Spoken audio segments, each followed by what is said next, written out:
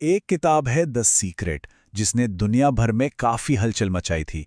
तो आज हम इसी किताब के कोर आइडिया को समझने की कोशिश करेंगे, जो है आकर्षण का नियम। आखिर ये है क्या और किताब के मुताबिक ये काम कैसे करता है? चलिए जानते हैं। अच्छा, किताब की शुरुआत होती है इसकी लेखिका के जीवन के एक बेहद मुश्किल दौर से। वो बताती हैं कि कैसे एक पुरानी किताब ने उन्हें जिंदगी बदल देने वाले एक रहस्य से मिलवाया। और यहीं से वो सवाल उठता है जिसका जवाब ये पूरी किताब देने का वादा करती है कि जीवन का वो महान रहस्य आखिर है क्या।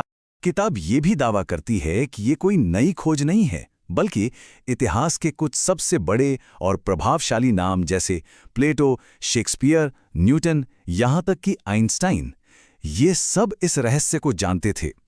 इस दावे से किताब इस आइडिया के वजन को और भी बढ़ा देती है। तो आगे हम क्या क्या देखने वाले? सबसे पहले जानेंगे कि ये महान रहस्य क्या है, फिर समझेंगे आकर्षण का नियम काम कैसे करता है, इसमें हमारे विचारों और हमारी भावनाओं की क्या भूमिका है, और आखिर में इसे इस्तेमाल करने के लिए किताब में बताए गए 3 आसान कदम कौन से हैं। चलिए तो पहले हिस्से से शुरू करते हैं। पता लगाते हैं कि किताब के मुताबिक वो कौन सा शक्तिशाली सिद्धांत है जो हमारी असल जिंदगी, हमारी हकीकत को बनाता है। तो ये रहा वो रहस्य, बिल्कुल सीधा और साफ। किताब में शामिल एक शिक्षक बॉब प्रॉक्टर कहते हैं ये महान रहस्य कुछ और नहीं बल्कि आकर्षण का नियम है। तो आखिर ये आकर्षण का नियम है क्या? देखिए, किताब के हिसाब से ये ब्रह्मांड का सबसे ताकतवर नियम है और इसका फंडा बहुत सीधा है। लाइक अट्रैक्ट्स लाइक, यानी एक जैसी चीजें एक जैसी चीजों को खींचती हैं। मतलब हमारी जिंदगी में जो कुछ भी हो रहा है, अच्छा या बुरा, वो कहीं ना कहीं हमारे विचारों का ही नतीजा है।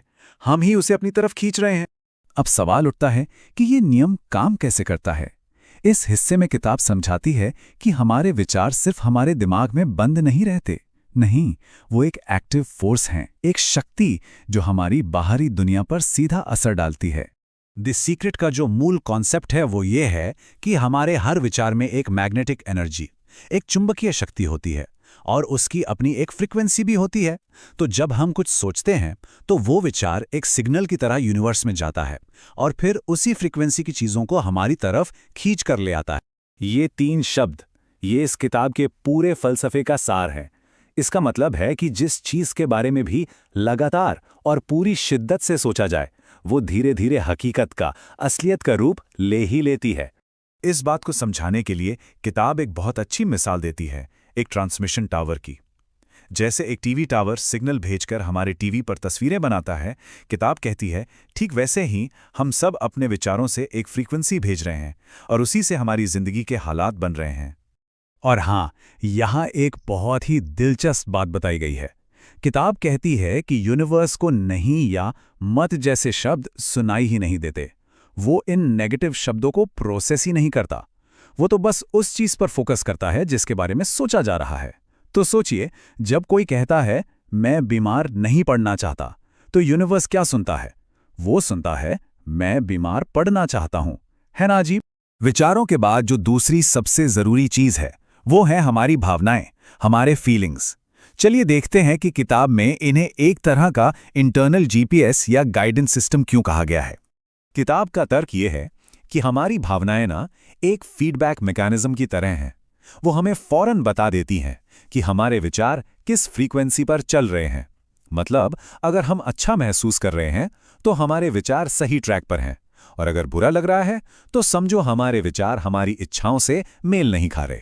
इस आइडिया को ना बहुत सिंपल तरीके से 2 हिस्सों में बांटा गया है। अच्छी भावनाएं जैसे प्यार, खुशी, एक्साइटमेंट, ये एक सिग्नल है कि हम अपनी मनचाही चीजों की फ्रीक्वेंसी पर हैं। और वहीं दूसरी तरफ बुरी भावनाएं जैसे गुस्सा या निराशा, ये एक वार्निंग बेल की तरह हैं कि भाई अपने विचारों की दिशा बदलो।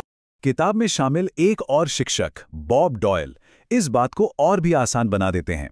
वो कहते हैं बस खुद से पूछो मैं अभी कैसा महसूस कर रहा हूं। अगर जवाब है अच्छा तो बहुत बढ़िया, इसका मतलब है कि हम अच्छी चीजों को अपनी ओर खींच रहे हैं। बस इसे जारी रखना है।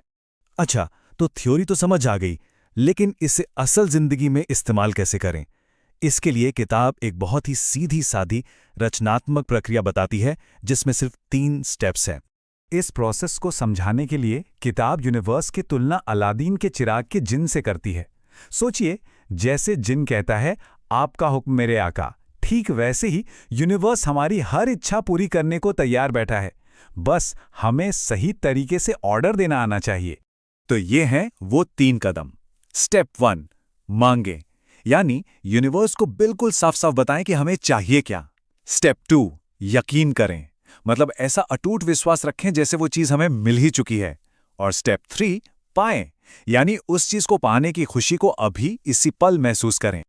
अब आते हैं इस पूरी चर्चा के निचोड़ पर, जो किताब के आखिरी हिस्से में मिलता है। ये एक ही पावरफुल आइडिया पर जोर देता है कि हर इंसान अपनी किस्मत का निर्माता खुद है। विंस्टन चर्चिल के इस कोट के जरिए किताब इस बात को पुख्ता करती है कि हमारी जिंदगी बाहरी हालातों का नहीं, बल्कि हमारे अपने विचारों और विश्वासों का नतीजा है। हम ही इसे बना रहे हैं, हर पल, हर कदम पर।